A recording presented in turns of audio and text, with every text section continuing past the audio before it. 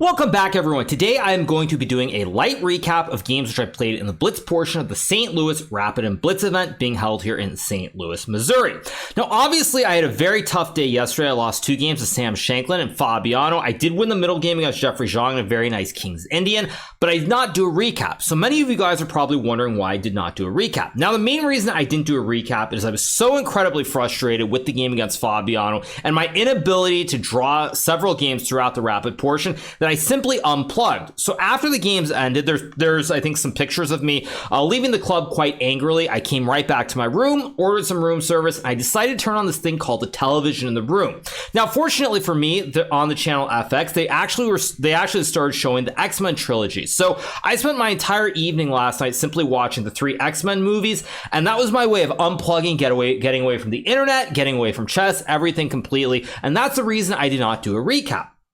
Now, obviously, after finishing last in the Rapid portion, I wanted to try and do well in the Blitz portion, starting off with 2 whites in a row. So we're not going to go through every single game, as there were 9 games that I played today, but we'll take brief looks throughout the day. The first game I'll start with is the game against Fabiano with white. Now, I had white against Fabiano and Levon to start the day. If I wanted to have any chance of getting into the hunt maybe for first place or even finishing the top 3, I needed to win some games to start. So we'll take a brief look at the game against Fabiano to begin with. So the game starts C4, E5, and now I repeat what I played against him yesterday with A3. Now, something funny happened on another board in the game between Alireza Firouzja and Jan Nepomniachtchi, where we actually had something very similar with A3 and D3 being played in that game, and Alireza won a crushing first round game against Jan. At any rate, the game goes on. I won't go through this in depth, but we'll just go to some critical moments. Game starts off with standard English. Fabiano decides to develop bishop to e7. All very, very normal here. Nothing too crazy. It's pretty standard. But the computer does give white a nice advantage. Now, one thing that I try to do a lot in Blitz is you want to play for the quote-unquote flow. And what I mean by flow is where the moves flow very naturally. You can make moves without having to spend too much time thinking, and therefore it helps you develop a rhythm and some tempo for the first 15 to 20 moves of the game. And in Blitz, that's much more important because if you can play moves quickly and get an advantage on the clock, your opponents generally will have less time to find the precise reply to your moves. So we keep going through the game. E4, I play F3, opening up this long diagonal for the bishop. If I don't play F3 here, the bishop is staring at this pawn and it's a closed diagonal. So we keep going. Knight d8 is played by Fabiano. I go knight f4, c6, b5, trying to open up this diagonal once again so that the bishop on f3 has a lot of targets. So the game continues. This is all very, very smooth for me. White's a little bit better here because after rook e1, the rooks control both the open e and b files. Additionally, I can put the bishop on this long diagonal from b2 to h8 as well. So the game goes on. I'm quite a bit better here as we keep moving. One important thing that I have to add is because my moves are so simple and so flowing, I was able to accumulate quite a big time advantage on the clock. As you can see, I already was up about 50 seconds here, and we reached critical moment number 1 in this game. So Fabiano has just played rook e8. Now, in Blitz, more so even than Rapid, it's very important to judge when are the moments to use your time and when not to use your time. Now here, I used a little bit of time, but I did not come up with the best move. In fact, I played queen f3, I think after about a 5-second thing, playing a simple move that dodges threats like bishop f5. Now, what I should have done in this position is I should have actually used my time here, and if I had, I probably would have spotted this nice move, knight c7. And after bishop f5, there's this nice tact with bishop takes g7. If black takes with the queen, I take the bishop on f5 and I'm winning. If he takes with the king, I can in-betweener it here with rook takes b8, which is a very strong move. If black takes back on b8, queen e7 is winning. And if he takes the queen, I can take the rook with check on e8. And after king g6, rook takes e4. With the 2 rooks and the knight for the queen and the bishop, this is completely winning for white. At any rate, I did not use time, and I played queen f3 very quickly, and this was a mistake. And it is one thing that I've said many times for those of you guys who've watched a lot of my recaps and videos in general, is that one thing Magnus is very, very good at is very good at sensing what is that critical moment where you need to use the time. Now, it's not something that you can just train or really work on by yourself. It's just something where, like, your intuition, where you sense things and you have those moments where you realize this is where I gotta think, versus moments where you should not be thinking. So I played queen f3 quickly, a bad use of my time. Fabiano plays bishop f8, and as you'll notice, white is only marginally better here because black has the bishop pair, and even though I'm up a pawn, this light square bishop has a lot of great squares, f5, g4, and h3 potentially. So white is barely better, if better at all. The game goes on here. I have to trade down, and by this point, I'm already sort of resigning myself to the fact that the game should be a draw, but As you guys will see, I am up 25 seconds here on the clock, so there still are chances for me. So here I play queen d1, and now Fabiano mistakenly trades the queens, and the problem is now I get my bishop to c3. This dark square bishop doesn't really have any good diagonals because both a5 and f6 are covered by the bishop on c3, and now I can put my knight on e3 to guard the pawns. That being said, still should be a draw with perfect play. The game goes on. I make my moves. As you'll see, Fabiano down to 8 seconds here, so I'm really trying hard to win. Again, Fabiano, great defender, keeps finding some good moves, and at this point, I make a big mistake with f5. Now, one thing the computer says here is I can play knight g2, and apparently this is very good for white. At this point, both of us low on time. You're really just trying to play a tempo, make moves in 1 to 2 seconds. So we get to this position. Now, finally, I play f5. Fabiano plays bishop f6, which is actually the best move. I take, and I play g4 here. And after takes, I have this very sneaky move, king g3, because now black can't move the bishop. In fact, he can only move the king, really, because g2 and f1 are covered by the knight on e3. And Fabiano, with limited seconds on the clock, blunders here with king e5. If he had played king e7 here, black is still fine, because after knight g4, bishop f1, knight e3, bishop e2 here. The bishop targets the pawns on c4 and potentially d5. Additionally, it stops my king from getting to g4. If Fabiano had found this, he would have been able to draw the game. Fortunately, Fabiano, with 3 seconds on the clock, immediately plays king e5, and now after knight takes g4, he has to resign the game because his king is in check. He cannot capture the pawn at f5 because he loses the bishop on h3. If he takes knight with the bishop, at this position after king f6, I can play h3 here, and black has to yield and move the king, and then I win g5, and the f pawn will go up the board, and I will create a queen, and it will lead to checkmate. So very, very critical moment in the first game. I get this win. Fabiano blunders with limited time on the clock, and I win the first game. Now, the second game, which I'm not going to look at, I had the white piece against Levana Ronin. Another game where I got a nice advantage out of the opening. Very, very smooth sort of game, and I would go on to win the second game to start out with 2 out of 2. Third game, I would play against Nepomniachtchi, who after a couple of very bad games to start, including hanging, I think, a bishop and a knight in his first 2 games, we would draw in the third game, and now we'll jump to the fourth game of the day with me on 2.5 points out of 3, playing against Maxime Vachier-Lagrave. So the game starts with knight f3, Maxime plays c5, and now I decide to go e4, transposing back into the Sicilian like we had on the second day of the event. So we keep going. I play f3 again, like I did against Maxime the previous game. Knight c6, knight c3, all very standard. He plays bishop e6 here. And now I decide to play bishop e3 very quickly. In a classical game or rapid, potentially I would play something like knight d5, but this is much sharper. And in a blitz game, again, I want the flow. You want to have all the moves where they flow rhythmatically, I guess is the word. So I play bishop e3, d5, we trade off pieces. I castle. All these moves come immediately. I play bishop d3, and again, computer does not give white a big advantage here. In fact, the position's about equal, but my moves are very obvious. I want to play c3 to stop knight b4. I want to go rook e1 and maybe f4. Bishops are placed perfectly, and you play with the flow. So king c7 is played by Maxime. I go c3, cutting off knight b4. Worth noting, knight b4 here is no good because I can throw in the check. So he plays king c7 first, c3 cuts off knight b4. It also stops knight d4 as well. Bishop e7, rook e1, he plays h5 here, and now I play king c2, h4, knight d2. Playing these moves very, very quickly, by the way, as you'll see from the clock. Knight e4, b6, trying to stop knight c5. I go b3, f6, knight f2. Nothing too exciting here, but I'm playing my moves very quickly, and they're all pretty logical. I sort of have this double wooden shield in the middle of the board as well, which is kind of cool as well. In this position. So I have this sort of double wooden shield on e4 and e3, and black doesn't have obvious moves. Like black has pretty much created the maximum here on the king side. Can't really push the h or g pawns. f5 potentially weakens the e5 and g5 because it holds both pawns. So you don't really want to do that. Whereas I'm just making moves very quickly and slowly trying to improve the position and build an advantage on the clock. So we get takes, knight b8, bishop c1. Now, my idea behind bishop c1 is pretty simple. I want to put the knight on e3 from whence it can jump to either d5 or f5. And also with black having pushed the pawns like this, there is this really nice outpost on the f5 square.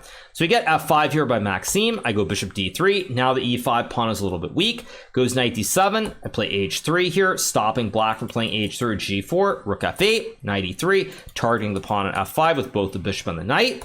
Knight c5 is played here by Maxime, and now I go bishop c4. We trade, e4, I take, play knight d2. At this point, I was very confident, but Maxime finds king d7 a good move here because after we trade, I cannot take on e4 because then black will go rook to f2 check and collect the pawn on g2. So I play rook e2 here, rook f1, a4, bishop f6, all very standard. I go bishop d2, rook g1, bishop e3, he plays rook a1, and now it gets tricky because I have this nice move, bishop c1, threatening to try and trap the rook in the corner. Also, I can now capture the pawn on e4 here because the g2 pawn is very safe. So say black plays king b6 takes, rook a2, bishop b2. Now the rook is trapped, and I can go king b1, and this would be all she wrote. So Maxime takes, I take on e4, he goes back to guard the pawn on g5, but now I have rook g4 and I'm winning this pawn on g5. That being said, it's still a rook and pawn endgame, and it should be a draw with correct play, like all rook and pawn endgames. So king c6 is played, I take, rook a2, king d3 takes, plays a5 here, and now I play rook g4. And now I make this horrible decision to play rook g5 check. Again, another very critical moment. Maxime low on the clock. He immediately goes back to c6. If he had played king b4 here, this would have been a draw, because now if I check, the king goes here. If I take, he takes, and there's rook g3 to win the h pawn, and it's all over. The advantage is completely gone. Fortunately for me, Maxime goes back to c6, and now I play rook g4, king c5, and I realize my error, and I play g3 here. Now, the idea behind g3 is quite simple. After black takes, I want to run with the king to e4 here. So say black goes king b4, I can go king e4, and my rook on g3 holds the b3 pawn, which holds the a4 pawn. It also holds the pawn on h3. So if black plays like rook h2, I can now use the king to come over to the king side, and the rook holds both of the pawns, and this is a completely winning endgame for me. So that's the idea, which is why here Maxime plays this move b5, which is a huge blunder. But again, it's understandable because I figured if I take, maybe there's something like a4 here, trying to go rook a3 and simplify into an endgame which is drawn. That being said, I think after king b5, king e4, this still might be winning for white because the rook holds the pawn and the king is going to the king side to escort the h pawn to the h8 square.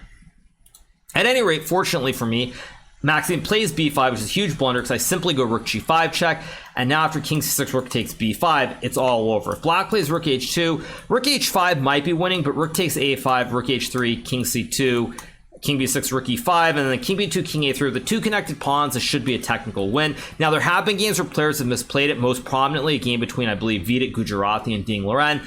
But normally this is winning, and so Maxime here after rook takes b5 resigns the game, and that puts me on a very nice 3.5 points out of 4 at this point in the game. So now I'm on 3.5 out of 4. I'm feeling really, really good here at this point, and it's all looking very, very good. So let's move on to the next game. So now we're going to move on to this game, which I played, let me make sure I have the scores right. 3.5 out of 4 after the win against, oh, sorry, no, this wasn't the 4th round, sorry. That previous game against Maxime was the 6th round. So I was on, I had 2 draws and 3 wins, or 4 wins, I think. So that was like the 6th round of the day at any rate. Sorry that I'm getting my orders confused. But we'll move to the game right after that. So this is the game that was played in the 7th round of the day against Lenny Dominguez. A very, very important game, by the way. One of only 2 games where it was very up and down. So I'm doing really, really well here. I'm telling myself the only thing I need to do is keep putting points on the scoreboard. Doesn't matter if I draw or if I win, as long as I keep putting points on the scoreboard. So the game starts out with a very topical Berlin here. We got this critical position, which, as you guys will notice, was played in the game of the Candace between Timur Rajabov and myself. In that critical, I believe it was the 9th or 10th round, which I lost. A very, very tough loss at any rate. It is what it is, so we'll jump through this game. I'm not going to go through it in depth here. I played this rook d8 move, which I was regretting as soon as I played it. I should have taken and maybe gone b5 here, because after I play rook d8, bishop d2, white is quite a bit better here. And I'm not going to go through it in depth, but I was much worse for much of this game here. Knight d2, knight d7, he plays b5, rook c8, takes rook b7, and as you'll notice from the evaluation bar, this position is quite bad for black. At this point, white should be completely winning. I have this weak pawn on c6, this outside pawn. Also, you can put this knight on this great outpost on c4. So it's really looking bad for me, very bleak, but I keep trying to hang on. I go queen e8, queen b3, knight f8, and here Lenny takes on e6. If he had played this bishop c5 move, which I was very concerned about, I think I would have lost this game, and the day might have looked a lot different heading down into the home stretch. Instead, Lenny decides to trade off, which is quite strange because even though white is better here, the knight guards the bishop. It's going to be very hard to push this a pawn up the board, and everything is very solid. So after knight c4, rook a6, you'll notice that a4 is weak. The rook also guards c6, and the bishop is targeting a5, and the knight holds c7, while there are ideas like knight d4, knight f4 in the long run. So it's already very hard for white to progress and prove the advantage. Lenny goes to a5, putting the pawn on a square where it's guarded by the knight and the rook. So now here I play this move, pawn to c5, goes g3, I go king f8, knight b6, and this is a big mistake from Lenny. He was getting low on time, but this is sort of a cop-out, a bailout where he's trying to make the draw. He's hoping that I'll take, and after takes takes. If I go rook b8, rook c1, rook b6, bishop c5, 4 versus 4, very simple draw here. Now at this point, Lenny was low on time. I sort of sensed that there was maybe some chance to continue playing, so I go king e7 because if I can get the king close enough to the pawn, the rook can eat the pawn on b6 potentially. So Lenny plays f4. Now I play king d6 very quickly, goes king f2, and now after rook b8, it starts to get very tricky here. Probably what Lenny needed to do is something like rook a7 and then f5 here. And I think white maybe is okay. Computer isn't so sure what's going on exactly, but I thought that if he had played like this, there would be sufficient counterplay to hold the game. Instead, Lenny plays f5. Big mistake, because now after knight f8 here, maybe not a big mistake. Computer actually thinks white's okay. But after knight f8, the knight is rerouting to d7. So first of all, if rook a7 is played, I go knight d7. I cut off any threats on the 7th rank. And now I'm just going to gobble the pawn on b6. Additionally, the knight on d7 will also protect the pawn on c5. So knight is very, very powerful here. Apparently, knight d8 is what the computer likes, but I thought knight f8 was more natural. And in this position, Lenny flags. He got too low on time, and with like 1 second left, he tried to play rook a7, but his time ran out. So I got a huge win. This was a game which I should have lost, but I ended up winning this game. And once I won this game, I moved to an amazing 6 points out of 7. So in the 7th game, which I was in trouble, I found a way to win, and we'll move to another critical game, the next game, which I played with the white pieces against Xiong Nepomniachtchi. Now, with 6 out of 7, obviously I'm continuing to try to press forward and win games as much as I can, try and catch up with the leader. So I start with c4, e5, a3 again. In Blitz, opening not always so important, and I knew I was going to get the Wesley flow. So c6 is played, I play d4, we trade, I go knight f3. Now this is something I looked at very briefly before my game against Fabiano. So if black plays c5, you can play this very interesting pawn stack with e3 takes. And after knight f6, knight c3, you just want to go queen c2, castle long, and try to fling some pawns on the king side. Computer thinks black is okay, but again, speaking of the flow, it's very easy to play. I just want to castle, maybe g4, maybe bishop d3. All my moves are very easy. Black's moves are not easy, so he's going to have to burn through a lot of time here. So d5 is played, I decide to take on d4, and now Xiong plays knight f6. If he were to capture the pawn on c4, the idea is to play e3, and if black plays something like b5 here, after a4, white is actually quite a bit better potentially. Again, it's a line where there's a lot of room for analysis, but I know the computer thinks white is better. So knight f6 is played, I take, and now here I was very surprised when Xiong decided to take the pawn on d5 with the knight. I thought he would take with the pawn and go knight c6 and bishop c5, and we just play a standard isolated pawn position here, but instead he takes, giving me the chance to create the classic big white center.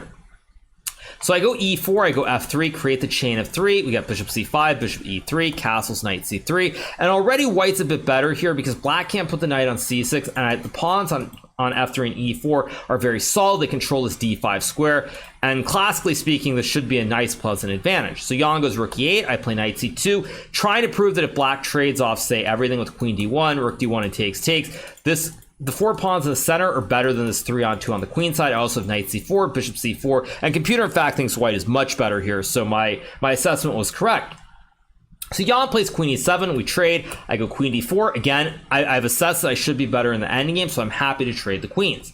Queen g5, queen e3, he goes queen g6. Very strange move here, inviting me to castle. Knight d7, I go g4 here, trying to attack. Knight b6, bishop d3, bishop e6. Now I play h4. Again, queen is very uncomfortable here on g6. If you play a move like rook d8 after h5, queen h6, g5, the queen is simply trapped on h6 here. So Xiong plays knight d7, I go e5, he plays f5, and now I play knight d4, and he goes knight c4 after a long think here of about 40 seconds. Now, as you'll notice at this point in the game, I have 2 minutes and 27 seconds versus 34 seconds. Now, here I end up using a lot of time. I use almost 2 minutes. I use 1:40 because in my mind, I'm trying to calculate this line with takes, rook e5, and initially I thought that after takes, rook e3, knight f5, I was winning. But I then realized he has rook d3 to save the knight on d7, and I wasn't sure what's going on. So I spent a lot of time here in this position trying to see if there's something better than going into this endgame. At any rate, I couldn't come up with something better, so I spent 1:40 to take, and then to my shock, Xiong immediately blitzes out queen h5. He does not take this pawn. Now, it's worth noting if I take, there is queen h6 to win the queen and win the game, but he plays queen h5 immediately, and now my mind is kind of thrown for a loop, because at this point I'm like, okay, but now I'm just winning. So I go e6, knight f6, knight e4, which is a completely fine move, but if I had it to do over again, I probably would have just gone queen g5. With these connected pawns on f5 and e6, trading off the queens here will lead to a win with near certainty, I would say. So if I could do it again, I would play this. But when Xiong played queen h5, this little bit of time when I thought, I immediately saw knight e4 and I thought, okay, knight g3, knight f6, knight d6, and then Xiong plays a c5 move, and I completely panic here. Now, this is one thing that I did in the rapid a lot, where as soon as there was some imbalance or something that I missed or something complicated position, I spent a lot of time and I would immediately blunder. And this case was no different, where I spent a bunch of time and then I take on c5, which is an absolutely horrible move here. What I should have played, there are a couple ways to play, but probably the cleanest one is to go knight g3 here. Queen is somewhat trapped. There are no squares on either g6 or f7 here, so you can't go there. h4 is guarded, and if black takes on d4, I just take with the rook, and now I'm targeting both the bishop and the queen. If he plays rook c8, I can simply take the queen, and after bishop takes e6, king d2, this is completely winning. And if he plays queen h6 here, I just trade the queens, take the bishop, and it's over. And then the last one is if instead of taking the knight, he goes queen h6. Again, I can just trade and go knight c2, and with these connected pawns, this is game over. I win this game 100% of the time. So after using a lot of time, I just completely spaz, and I end up taking. Now, I don't remember whether I saw knight g3 or why I rejected it, but I end up taking, and now after rook c8, suddenly there are going to be all kinds of discoveries, and I'm in a lot of trouble here. So I play knight e4, Xiong takes the pawn, which is a mistake actually. He probably had something better, like computer I guess thinks that after takes, bishop b3, king d2 takes, and I guess queen h4 is good for black, although with this little bit of a triangle in the middle, it feels like white has some counterplay here, so I'm not 100% sure about what's going on. At any rate, Xiong takes, and now I completely spaz and I play king d2 here. The reason that I played king d2 is that after takes, I realized I was going to take, and I thought his king would be weak on g8, but of course, at the same time, my king is now in the middle of the board. The rooks on c8 and e8 cover critical squares on both the c and e files, and it's all kinds of trouble. What I should have played was king to b1, and after bishop takes f5, I just trade and go like rook d4. Even material here on the board, and it should be a draw. So instead I play king d2, Xiong takes, we trade, I go queen f4, bishop g6, and now I'm completely lost. The queen is loose, it can go to a5 or d5, the rooks cover both the c and the e file, and I should lose the game. So I play rook c1, Xiong plays this move rook d8, now I go rook c4, queen d5, king c3, apparently here, no, this is just lost. He plays b5, rook c7, a5, trying to play b4. If I take the pawn, there's check, and now the king has to move either b4 or d2. In both cases, black simply wins the knight, and he will win the game. So after a5, I play b4 here. He takes, and now Xiong plays rook a8, which is a very logical move by Xiong. Computer says that after queen a2, checkmate is unstoppable, but rook a8 also feels right. However, now I have queen takes f6, and it gets tricky here because the computer gives one way to win. Now, the only way for black to win here is to play rook e3 check, king d2, rook d3 check, king e1, and now rook e8 check, and after king f2, you can take the knight with check, and black simply has an extra bishop. However, both of us are low on time, and Xiong plays the very natural-looking rook a3, but now after king d2, there is no win for black anymore. If black plays rook d3 check, which is what Xiong and I initially thought was fine, I can go king c1, and then after queen d4, there's rook g7 check, king h8, rook takes g6, creating the check, and after queens come off, now we both have two rooks on the board, and this should be a draw.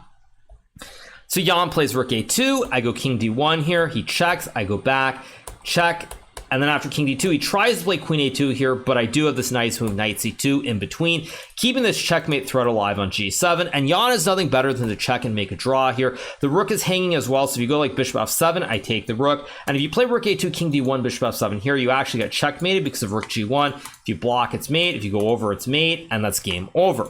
So Xiong has to take the repetition here with rook a2, and I draw this game. Now, this one could have gone either way. I probably should have won this game. I think like 95% of the time I do win, but after the previous game, which I should have lost Lenny, it sort of all evens out. So with this draw in the 8th round, I'm now on 6.5 out of 8 points. I believe Ali Reza at this point was 3.5 points ahead of me, and then I think Jeffrey and Nepo were half point ahead, and Maxime was a full point ahead. So in this game, or sorry, Maxime was a full point ahead. So in this game, the way that I'm looking at it is quite simple. Jeffrey's a half point ahead. He probably wants to draw the game. Even though he has a white piece, probably wants to draw the game, just move on to tomorrow and keep his standing where it is. So because of that, I knew Jeffrey was going to start with this move e4, and now I decided to play c6, and true to my initial instincts, Jeffrey does play c4, trying to reach the exchange version of the Pano Caro Khan. Very, very drawish. White maybe is slightly better, but very limited chances to lose. So therefore, after c4, I play e5, and now Jeffrey plays knight f3. Now, it's worth noting that while this position, actually, no, this position did occur in one of my games. What I was going to say is it occurs from different move order. We got this position after knight c3. Now, I had this position all the way back in the 2003 United States Chess Championship against Boris Golko. Obviously, I'm very familiar with that game because that was, I believe, the second to last round. And if I had not lost that game to Boris, I think I would have had a chance to win the US Championship. So very familiar with that game. That being said, in the game I played queen a5, which is a way of stopping white from playing d4 because you can take the pawn due to the pin. But this time I decided, you know what, I'm going to try something a little bit different than queen c7. Jeffrey correctly builds the big white center with d4, and now I play bishop b4, takes, and here Jeffrey makes what I consider to be maybe not a mistake per se, but a move that feels very good, but it isn't easy to follow up after this move with the correct plan. So Jeffrey plays queen d4, and the idea is that if I take on c3 and go bishop e7, white can play like queen g4 here, and it feels pretty nasty. If I castle, there's bishop h6, g6, bishop f8, and if I don't castle and I play like rook g8 after bishop d3, it feels like white's doing really, really well here. So it seems like a great plan, and Jeffrey spent a bit of time on this, but I think he missed this idea of knight c5. Now, again, I'm not going to claim this is some great revolutionary opening idea, but the point is that now all these ideas with a quick attack like queen g4 don't really work out because I can go knight e6 to guard the pawn, and then d6 later. So Jeffrey plays bishop e3 here, I go knight e6, and now he plays queen h4 again. In a blitz game, you have to play a lot on intuition, and you're trying to feel like what are the right plans. It feels like white should be better, so you want to be aggressive here. Now, the computer actually likes, I think, queen e4 or queen d2, but you want to be aggressive because you feel like your opponent is doing some wonky stuff in the opening. I played like bishop b4, knight e4, knight c5. I haven't been able to play d6, underdeveloped piece on the queen side, so you want to press the advantage. So Jeffrey plays queen h4, but now after d6 takes, queen d6, rook d1, queen e7, the problem for Jeffrey is that now it's very hard because initially he wanted to be solid and make a draw, but now he has to go, it goes the other way where it's like, but wait, Hikaru has played a very dubious opening, I need to punish him. So now instead of trading the queens and probably being able to draw the game relatively easily, he decides to play queen g3, keeping the queens on the board because, again, I've done something a little bit weird. I mean, I need to be punished. Unfortunately, after queen g3, I can castle, and now after bishop d3, I play this move f5, and it's already, the advantage is kind of gone for white here because the problem is I'm threatening to fork the queen and the bishop, and the only move here is to play queen h4, offering the trade of the queens. But the problem is now after takes knight c5, now black should be more than okay, if not a little bit better, and now you're the one struggling to make the draw. It's not an easy position to play. So Jeffrey castles here, I take, play bishop e6, I have the double op combo with the bishops on b4 and e6, b3, I go knight d7, Jeffrey plays knight e2, and now after a bit of a think, I was able to find this great move, knight e5. Now again, as I said in one of the earlier games, you have to sense those moments where you need to use that time. Unfortunately, I was able to sense it. I used 30 seconds and I spotted this idea with knight e5, rook d1, knight takes c4, b takes, bishop takes, and I temporarily sacrifice a knight, but I will either win the knight on e2 or win the rook on f1 here because white cannot guard the knight on the e1 square. Also worth noting is one thing that humans are generally very bad at is understanding positions like this after b6 where white has a bishop and a knight and black in return has two pawns and a rook. Now, one thing that computers will tell us is they actually really like the rook and pawn or rook and two pawns much more than the knight and bishop. But the funny thing is in this case, if white were to play rook a4 here, it's very hard for me to move my rooks and activate the pawns. If I play something like rook f7, white can take the pawn because of the pin. I can't really move the rook away because then I hang a7. I can't push the pawn because I hang the pawn. And if I play a move like c5 after knight f3, I still can't really force these pawns up the board. b5 will weaken the c pawn. I can't move the rook from a8, and it's a very delicate position to play. I'm actually kind of surprised looking at the valuation that white is only marginally worse here. Again, in a blitz game, very unlikely that you'll see a move like rook a4. Jeffrey plays rook d4, so I go c5, rook d7, and now I play f4 here, and the idea is that white has one active piece, which is the rook. The pawns are really stable here, so even if we imagine, I'll just set this up for example to illustrate, the pawns are very stable. The connect 3 is extremely stable. White can't really target it, except with this active rook on d7. So I play f4, bishop c1, and now I go rook d8, and now white has to swap the rooks. You cannot eat the pawn in a7 because there's rook d1, king e2, rook takes c1, and I simply win the game. So Jeffrey has to get rid of the one active piece here, and now he shocks me by playing bishop takes f4. I was not sure how winning this position is if he plays king e2. Now the computer, I think, says after b5, black remains better here. If white were to take on f4, you can play rook d4, g3, and rook a4 here. And again, you're going to win the pawn on a2, and you're going to have the connect 3 marching up the board. But after b5, something like knight f3, black is better, but again, it's not going to be easy to win with 3 pawns on the queen side. You can start pushing them, but it's not trivial. At any rate, Jeffrey takes on f4, and now after rook d1, king e2, rook d1, I'm very, very happy for a couple of reasons. First of all, I'm up about 40 seconds on the clock, but secondly, I have 3 connected pawns that I march up the board here, so I don't really have to use a lot of time. Either I get the pawns to the end of the board, or I don't. It's really that simple. So Jeffrey plays bishop e5, I take, he goes king e3, and now with 3 pawns, it's about time. I do a little bit of a tickle, and then I play a5 here, trying to just march this a pawn up the board. Jeffrey plays knight f5 here, and now I played g6. I don't know if it's necessary to play this move. I could probably just give away the pawn even, but I didn't want to spend too much time, so I played g6, knight d6. Now I go rook b3, guarding the pawn on b6 against threats like knight c4, and I just intend to escort the a pawn all the way down the board. Jeffrey plays f4, I go a4, king d2. Now I play b5. Important not to play a3 because now there's king c2 here, and the rook has to move. Again, probably winning, but I thought b5 is a little bit more practical because now after king c2, I again guard the rook with the c4 pawn, and I want to push the a pawn. So Jeffrey plays g4, a3, f5. Now here I trade the pawns, and I play a2, and Jeffrey plays f6. Now I had to think a little bit here. Maybe it was actually right here where I used the time, because initially my plan was to play this move rook b1, but this actually is a huge mistake, because after f7, king f8, bishop f4, threatening bishop h6, I have to play rook f1, and after check, king e7, queen, I give up the rook, but the problem is he can play king b2, and now I'm going to lose either the pawn on b5 or c4, as well as the pawn on a2, and the game would end in a draw. So I had to use a little bit of time here, Fortunately, I was able to keep my wits about me, and I play a2, f6. Now I play c3, cutting off the diagonal, threatening to queen next move. And now after f7, king f8, bishop f4 with the same idea of bishop h6 check and f8 queen, I now can go rook b2 check, king takes c3, and now rook takes h2, stopping bishop to h6. And also white cannot stop the pawn from queening because the rook also covers the critical b2 square here, and the game is essentially over. Jeffrey takes on h2. I play a1 queen, and Jeffrey resigns the game, and I finish the day with a remarkable score of 7.5 points out of 9. A very, very good score for me. Definitely can't complain with the result. Now, Ali Reza had a big day. He was leading after the rapid portion, and again, he scores 7 points out of 9. So I don't really make up ground on Ali Reza, but I believe after this win, if my math is correct, I think that I am 1/2 point out of second place. So I'm 1/2 point out of second. I'm 3.5 out of first. But we'll see what happens tomorrow. At any rate, I can hold my head high after the games today, and it is what it is. So we move on to the final 9 rounds of the Rapid and Blitz here in St. Louis tomorrow. So I hope you guys have enjoyed this recap. I know it's a little bit longer than usual with 9 games, and even just cherry picking 5 of them, it's not so easy to go through without spending a lot of time. If you have not already subscribed to the channel, make sure to hit that subscribe button below, and stay tuned for another recap tomorrow, regardless of how well or how badly I play in the final 9 rounds here in St. Louis. I'll see you guys soon.